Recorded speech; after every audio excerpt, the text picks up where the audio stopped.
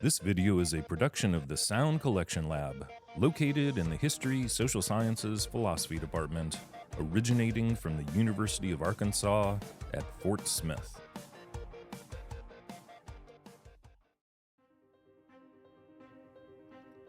Programming in the History, Social Sciences, Philosophy Department's Sound Collection Lab is made possible in part by funding contributed for the Porter Legacy Initiative.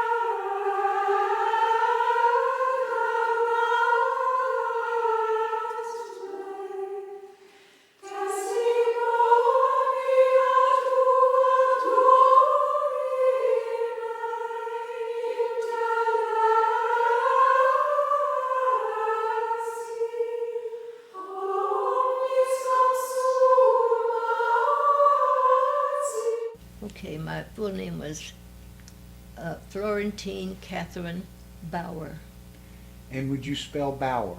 B-A-U-E-R. Okay, and when were you born?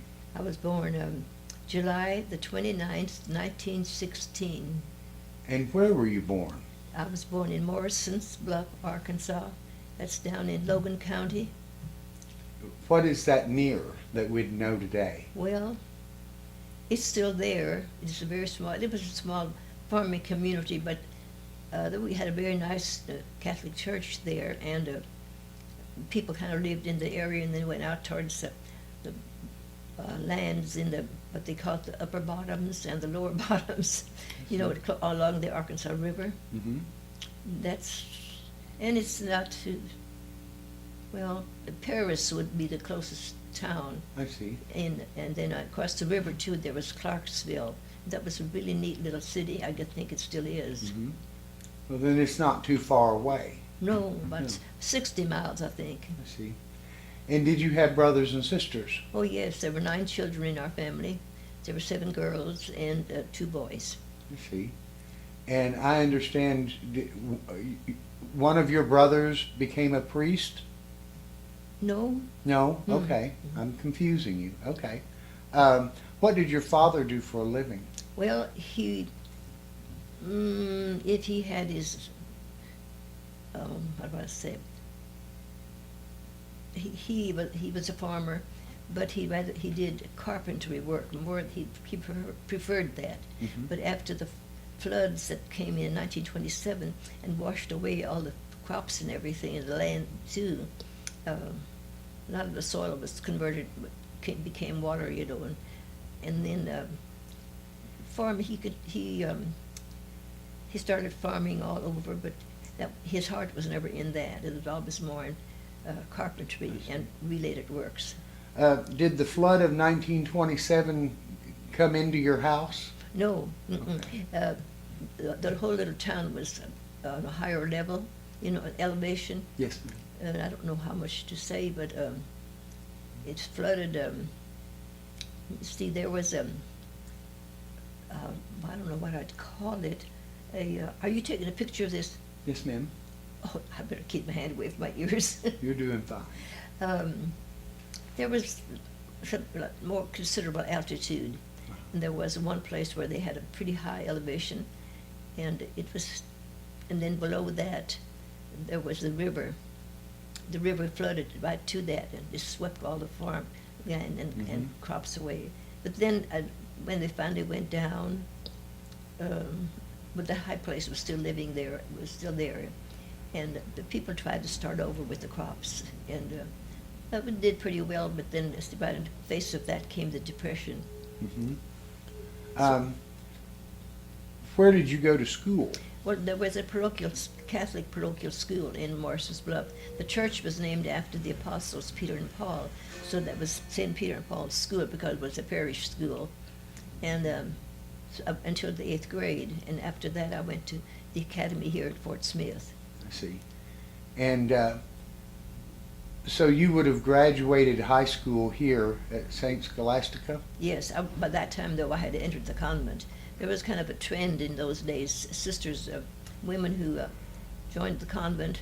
A lot of us were younger people, Mm-hmm. but it all was very good for me. Yes. What's your earliest memory? Can you remember? Yes, I do, and it's very stark in my mind. When the First World War stopped, my mother was hanging up clothes on the lines outside, and my another sister and I were playing under the clotheslines, and all of a sudden I heard shouting and carrying on, and whistles blowing, and this shouting, "The war is over, the war is over." And I didn't know what that was all about, but I remember that. I was about 2 years and 4 months old. I see. Did you have any relatives in World War I Um, that you recall? Yes, I can even think of who it was. My dad's youngest brother was drafted, and he was on his way over to some scene, some part of the World War, and then the armistice was declared. So I had my Uncle Bill, too, on my mother's side. He was in the service, and I don't know where he was located in the service, but my brother Roman then was in I was one of those wars with the Europeans. I don't know what it would be. And he was in the South Pacific. I see. Well, I need to back up and ask, what were your parents' names? My father was called Marcus Bauer, spelled Markus, and my mother was Frances Frederick. I see. Frederick was her maiden name? Mm-hmm. I see. Well, I assume since your father was a farmer, you lived out in the country. Well, it was I kind of slided over that, but there was like a little community, like a little country town, but it had very few things like stores. Mhm. In fact, there was one main general store, and there was a blacksmith shop, because all that farm work was done with horses and mules. Not all this mechanical things we have nowadays. I shouldn't say mechanical, but anyway. And then there was the church and the school. The school was in two different buildings, and then there was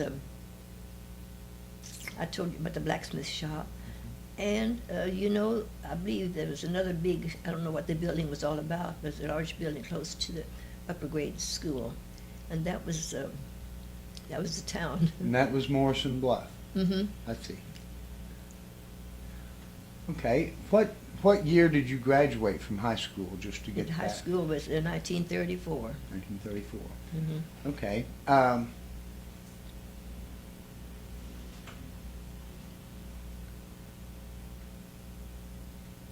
Well, when you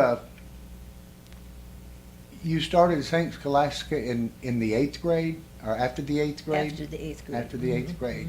Mhm. I got a scholarship to the academy.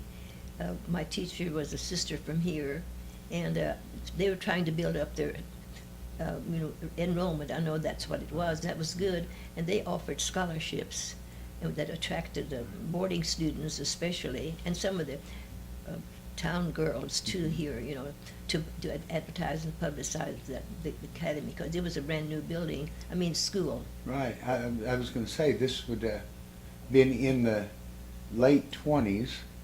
Yeah, this was it was the first, as I remember, it seems to me that the first graduate was in 1925. Mm-hmm. I believe it's in that area. And you would have arrived here in 1928 or 9? 30, 1930. the fall of 1930. So there was just one building here, and it Mhm. was new.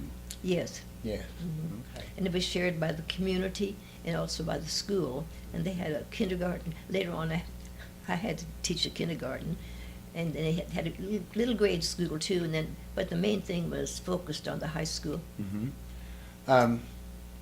Well, about the time you arrived at St. Scholastica, the Great Depression arrived Mm-hmm. all over the country. Mm-hmm. could you feel the effects of that or see the effects of that immediately? No, because I didn't know, the younger ones of us did not know, what the community, for instance, what the community here had to endure and what they put up with, when you have boarding students and you'll have to have a good food supply and, well, people couldn't all pay the tuition. And so it were tough years. And in the convent here, they tell me that, well, I didn't know it at the time, that the community was considering whether they'd have to send us younger ones back home because just could not meet the expenses. Right. How did your family do in the Depression? Was it hard on them? Yes, it was. My father continued with farming, but it was just a small, well, I mean, it was not an expanded farm. It was, I don't know what the acreage was at that time, but it was hard. But everybody had it hard, and each one thought that they had the hardest. Right. But right. there was just poverty there. Was it a big transition for you to move up to the big city of Fort Smith? Oh, yes, my goodness. My first experience with Fort Smith was that our neighbors right across the fence and the road and the garden was the young girl. Well, she was confirmed, received the sacrament of confirmation, and so no, that I'm getting it wrong. When I was being confirmed, that was in the 8th grade. Most of us. That is, are you familiar with that? Yes. It's an extension of the sacrament of baptism. I chose the oldest girl in the family that was right next door to us. They were real close. They're in the town, They were Yes. So I took her for my confirmation sponsor, and now what was I going to tell you about that? We were talking about the dramatic change of moving to Fort Smith. Yeah, okay, so I guess when I was still in the 8th grade, our neighbors went up to see their daughter. She was, Marie Rockenhouse was her name, and then at the convent she became known as Sister Clarine. And so they invited me to go with them up for the investing when she was enrolled as a sister. I see. And Did you come by train or car? Car. By That family came early in the morning, and well, not early. So we got here about 10 o'clock, I guess. And I felt honored because I was asked to go along, and that was my first time. No, I had been to Little Rock one time, and I thought that was at the end of the world. Yes. Big city, Mm-hmm. Fort Smith was very large at that time, I guess. It seemed to me it had about a 40,000 population, but I'm not sure about that. Mm-hmm. Anyway, it was small, What but it was- was a little city. What was your first impressions of St. Scholastica? Well, it was a big place, and it was totally different from anything that I'd experienced, having these long halls and the big rooms, and when it was my first experience with an institution, and they made your home look so small and so little that when I went home, when I was here at the academy, and again we went home the first year in the convent, and got home, everything was like the walls were closing in on you. Right. But it was nice. I enjoyed it. And it encouraged you to want to come here as a student. Yes, I was excited about that. And then I met some girls who were there were a couple of girls from Texas here, and a lot of girls from Altus, Arkansas, and there were quite a few girls from Fort Smith, from a Fort Smith area, Right. And so we got to be close friends, and it was enjoyable, and we had some excellent teachers. All the teachers were sisters. And we had the standard high school, courses, and I loved to study. I've always liked to study very much. I guess I was considered a pretty good student, and I always tried to achieve the best I could. So I enjoyed the idea of getting a high school education, and which a lot of people weren't getting in that era. Yeah. There was a lot of people that quit school in the 3rd grade or the 8th grade, or Mhm. some probably didn't go at all. So My father came from Germany with his family. They came 18, maybe 18, but maybe 19, yeah, 1880, between 85 and 80 and 90. And my mother was a native of the United States. Her parents were Alsatian. They came over from Alsace-Lorraine. And so it was a kind of a mixture of German and French. See? I didn't answer the question, did I? Well, do you know, I've forgotten what question I asked, so I liked what you said. Oh, okay. Well, I assume your family was Catholic. Yes. Yes. Mhm. And so had you given any thought before you arrived at the... About going to the convent, being a sister? Mhm.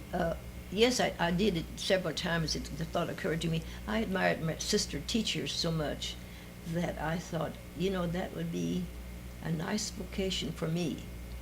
And I kind of kept it in my mind. And when I got here to the academy, we lived very close with the sisters here. And I'd kind of made up my mind that I was going to ask my parents if I could go to the convent and ask the community here for admission. And, that's a process, too. I looked forward to it, and I enjoyed my years, and I've never regretted my step. But I think if I had to do it over, I would not come at such an early age.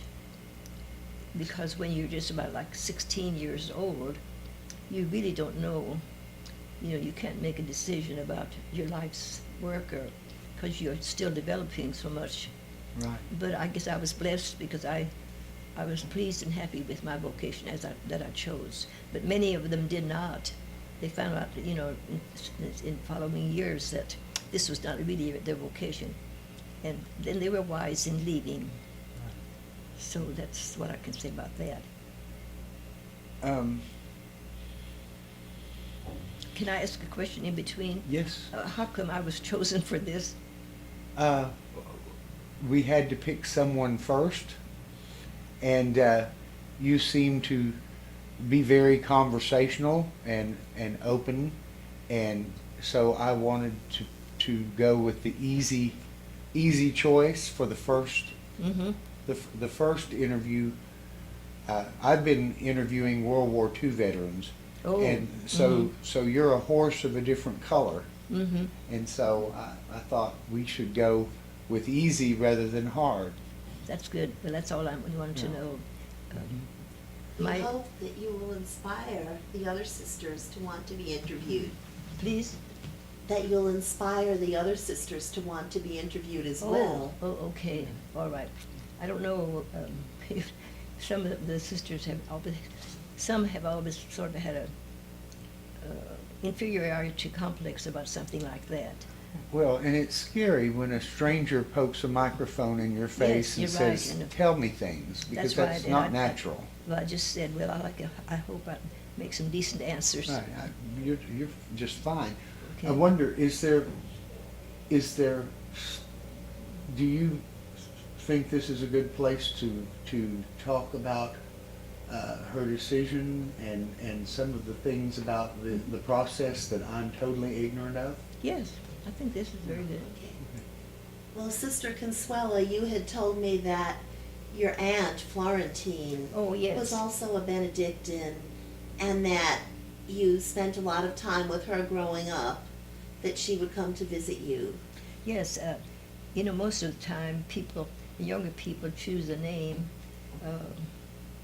from someone older than they.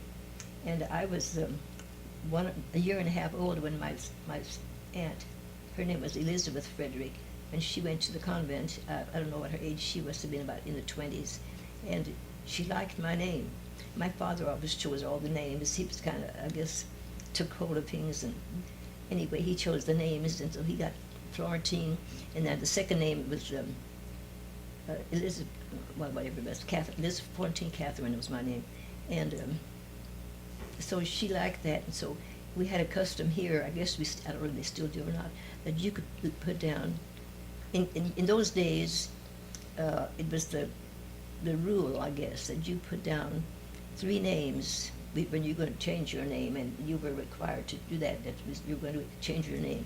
And then like you list them in the order, I guess, 1, 2, 3. And so Sister Florentine had put my name, had put Florentine first, and that's how her name was Elizabeth, and that's how she got my name.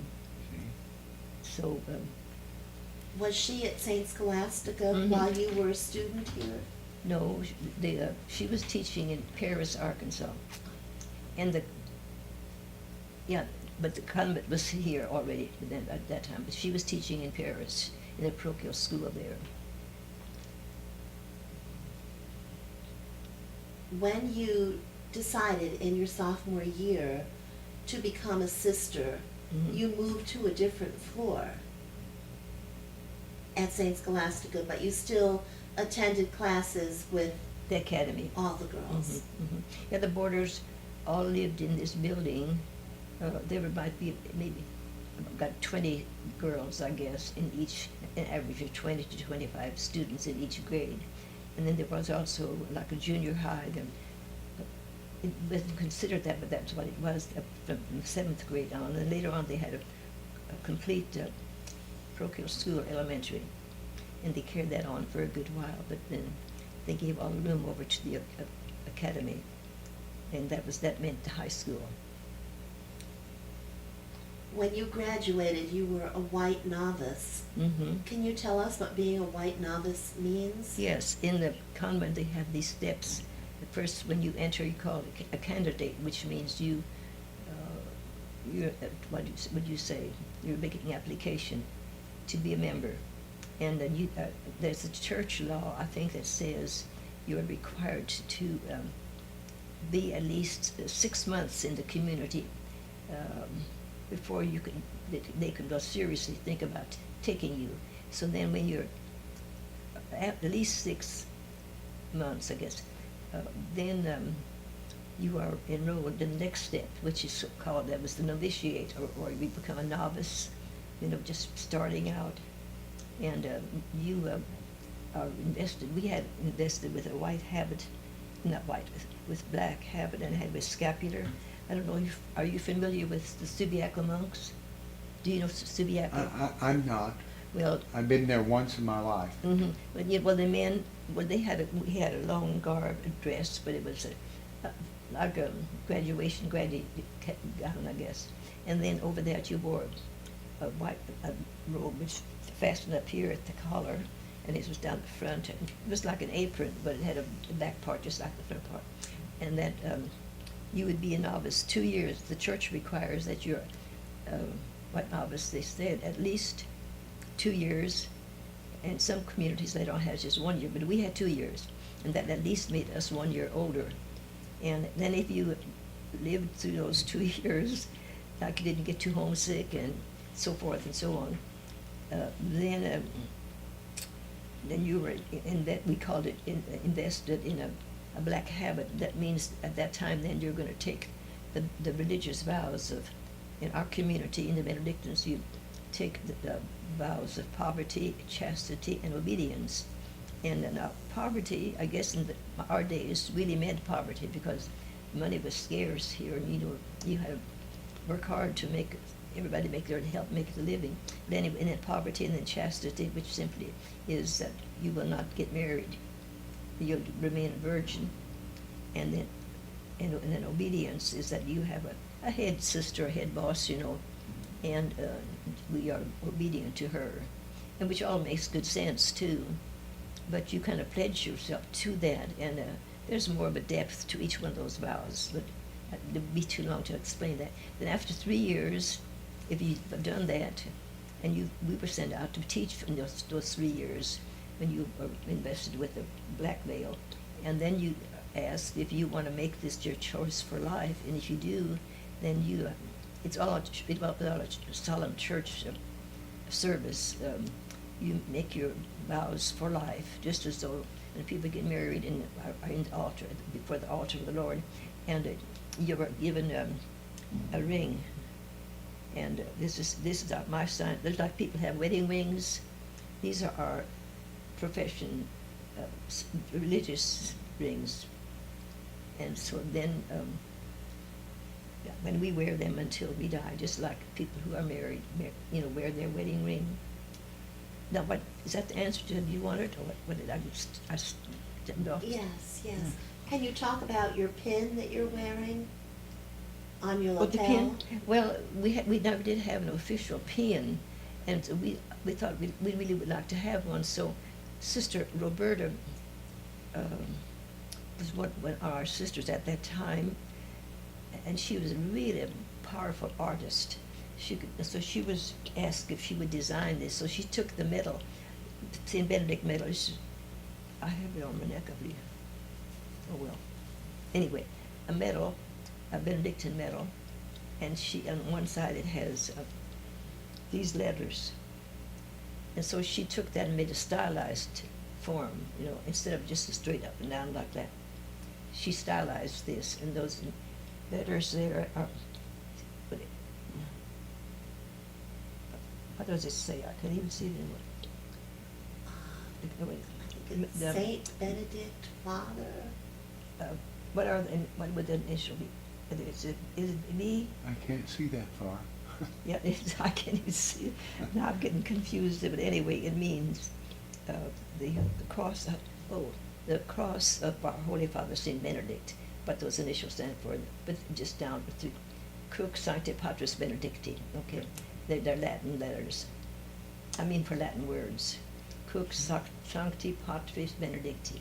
Did you study Latin in high school? At Yes, St. I took 4 Scholastica? years of Latin in high school. Then when I went to college, that was my major. And then I continued in Latin. I went out to Catholic U to get my master's degree, and came back here. And then when I was in the academy as a teacher and also a principal, I taught Latin. But your very first assignment was in Clear Creek, Missouri. I did what? My first mission was Yes. Clear Creek, Missouri. Is this after high school and And after when the first year, after you didn't have the ring, the first year that you were fully dressed as a Benedictine in those days, you had the black veil and the same thing. And does that answer the question? but you had you gone to college yet? Yes, I went to.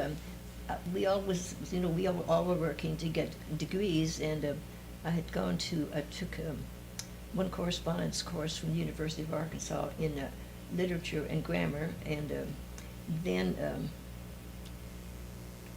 we had a couple of education courses, and so that prepared you sort of, and the